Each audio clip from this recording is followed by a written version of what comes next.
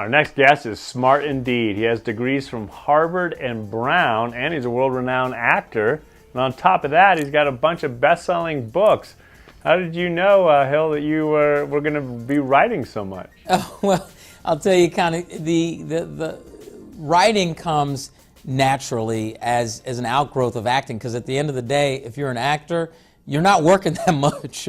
You know, there are times when you're sitting around the set waiting. There are times when you're shooting or not shooting or preparing for a role. And I love writing. I believe the written word is something. I've been motivated by books, and my life has been helped by books. So I wanted to write books that could give back and help in the same way.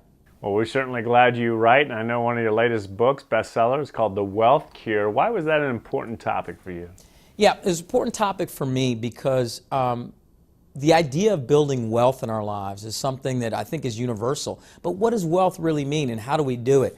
I have a foundation called the Manifest Your Destiny Foundation, and most of the young people and parents I work with, the number one reason they give me as to why they can't do the things they want to do, whether it's start a business or whether it's actually attempt to go to school, is money. And they say, oh, I don't have the money, I don't have the resources, I'm not able to do those things.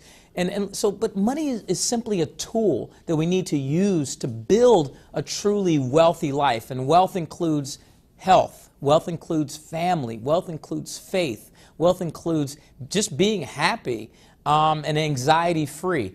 And money runs through all of those things. The more financially sound your foundation is, the less anxiety you have. Let's even talk about couples. What's the number one thing that couples argue about? Money. So the better you are in terms of your financial security, the less arguments you'll end up having as a couple. Money runs through a lot of different things in our lives to create a truly holistically wealthy life. Well, Hill, I know you're part of an exciting campaign to help the future stars, the youngsters, understand their finances better with MassMutual. Tell us more about the campaign.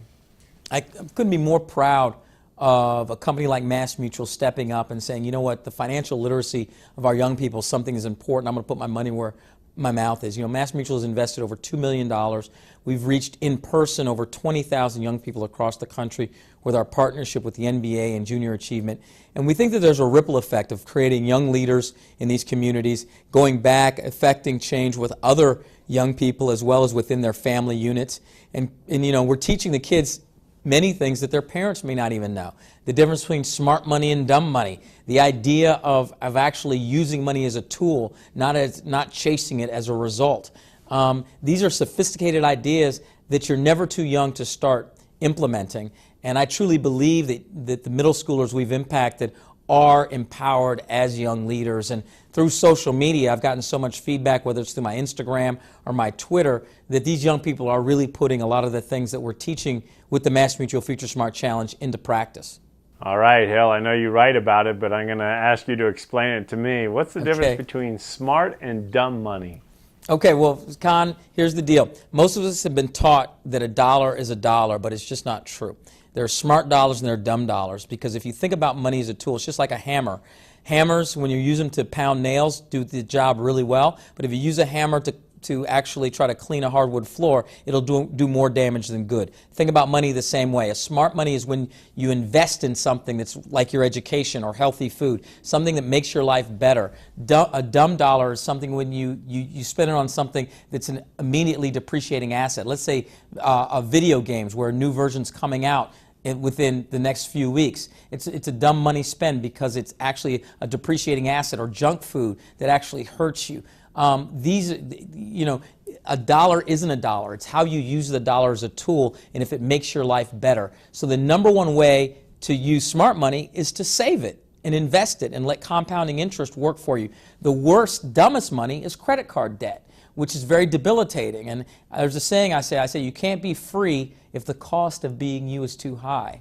Financial freedom is a key component to having a wealthy life, and I truly believe that. It can be transformational, particularly for communities where they're traditionally the most underserved. Well, Hill, I know I'm certainly guilty of some of that dumb money spend, but I like your analogies, and you're right about lowering the anxiety level, particularly those credit cards cause. So thank you personally for your great advice. Thank you for joining us.